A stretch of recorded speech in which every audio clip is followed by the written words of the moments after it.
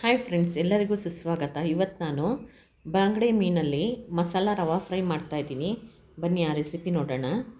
ನಾನಿದು ಬಂಗಡೆ masala fry ಮಾಡೋದಕ್ಕೆ ನಾನಿಲ್ಲಿ ಒಂದು 12 ಒಣಮೆಣಸಿನ್ಕಾಯಿನ ನೀರಲ್ಲಿ ನೆನೆಸಿಟ್ಟಿದ್ದೆ, ಬಿಸಿನೀರು ಹಾಕಿಬಿಟ್ಟು. ಈಗ ಅದನ್ನು ಒಂದು ಮಿಕ್ಸಿ ಜಾರ್ಗೆ ಹಾಕ್ಕೊಳ್ಳೋಣ. ಹಾಗೆ 1 ಟೀ ಸ್ಪೂನ್ನಷ್ಟು ಜೀರಿಗೆ, 5 ರಿಂದ 6 ಮೆಂತ್ಯ ಕಾಳು ಹಾಕ್ಕೊಂಡಿದ್ದೀನಿ. ಮೆಂತ್ಯ ಕಾಳನ್ನ ಸ್ವಲ್ಪ ಹುರಿದು ಹಾಕ್ಕೊಂಡಿದ್ದೀನಿ. ಹಾಗೆ 1 ಸ್ಪೂನ್ನಷ್ಟು ಕೊತ್ತಂಬರಿ ಬೀಜ. ನಂತರ ಇದಕ್ಕೆ 2 ಎಸಳು ಬೆಳ್ಳುಳ್ಳಿ ಹಾಕೋತಾ ಇದ್ದೀನಿ. ಈಗ ಇದಕ್ಕೆ 1 ಟೀ ಸ್ಪೂನ್ನಷ್ಟು ಅರಿಶಿನ ಪೌಡರ್.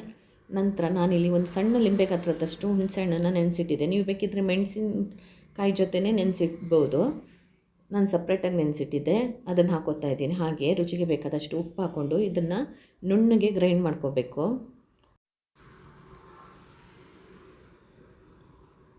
ನಾನು ಮೀನು ಫ್ರೈ ಮಾಡೋದಕ್ಕೆ 4 ಬಂಗಡೆ ಮೀನು ತಗೊಂಡಿದ್ದೀನಿ. ಇದಕ್ಕೆ ಫುಲ್ಲು ಮಸಾಲನೆಲ್ಲ ಹಚ್ಚಿ ರೆಡಿ ಮಾಡ್ಕೊಳ್ಳೋಣ. ನೋಡಿ, ಸ್ವಲ್ಪ ಮೇಲ್ಗಡೆ ಕಟ್ಟು ಹಾಕಿದ್ದೀನಿ. ಅದರಿಂದ ಮಸಾಲೆ ಎಲ್ಲ ಒಳಗಡೆನೂ ಚೆನ್ನಾಗಿ ಅಂಟ್ಕೊಳ್ಳುತ್ತೆ. ಇದೇ ರೀತಿ ಫುಲ್ಲು ಮೀನಿಗೆಲ್ಲ ಹಚ್ಚಿ ರೆಡಿ ಮಾಡ್ಕೊಳ್ಳೋಣ. ರೆಡಿ ಮಾಡಿಕೊಂಡು ಇದನ್ನು ಒಂದು 2 ಗಂಟೆ ಹೊತ್ತು ಫ್ರಿಜ್ಜಲ್ಲಿ ಇಡೋಣ. ಫ್ರಿಜ್ಜಲ್ಲಿ ಇಟ್ಟ ನಂತರ ಆಗಲೇ ತೆಗೆದುಬಿಟ್ಟು ಆಗಲೇ ಫ್ರೈ ಮಾಡ್ಕೊಳ್ಬೇಡಿ, ಮಸಾಲೆ ಎಲ್ಲ ಎಣ್ಣೆಲಿ ಬಿಟ್ಕೊಳ್ಳುತ್ತೆ. ಒಂದು 5 ನಿಮಿಷ ಆಚೆ ಇಟ್ಟ ನಂತರ ಸ್ವಲ್ಪ ಕೋಲ್ಡ್ ಕಮ್ಮಿ ಆದ ನಂತರ ಇದನ್ನು ಫ್ರೈ ಮಾಡ್ಕೊಳ್ಳೋಣ.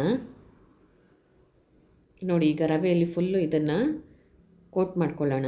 ನಂತರ ಇದನ್ನು ನಾನು ತೆಂಗಿನ ಎಣ್ಣೆಯಲ್ಲಿ ಫ್ರೈ ಮಾಡ್ಕೊತಾ ಇದ್ದೀನಿ. ತೆಂಗಿನ ಎಣ್ಣೆಯಲ್ಲಿ ಫ್ರೈ ಮಾಡೋದ್ರಿಂದ ಸ್ವಲ್ಪ ನೊರೆ ಬರುತ್ತೆ.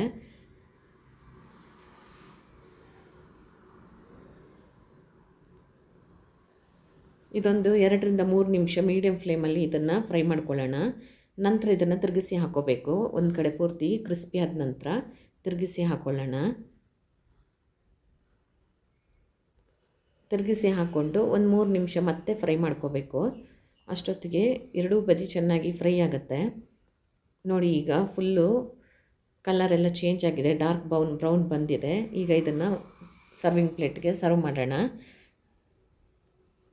ನಿಮಗೆಲ್ಲ ಈ ರೆಸಿಪಿ ಇಷ್ಟ ಆಗಿದೆ ಅಂತ ತಿಳ್ಕೊಂಡಿದ್ದೀನಿ. ಈ ರೆಸಿಪಿ ನಿಮ್ಗೆ ಇಷ್ಟ ಆಗಿದ್ದಲ್ಲಿ ಲೈಕ್ ಮಾಡಿ, ಶೇರ್ ಮಾಡಿ, ಹಾಗೆ ಸಬ್ಸ್ಕ್ರೈಬ್ ಮಾಡಿ. Thank you for watching.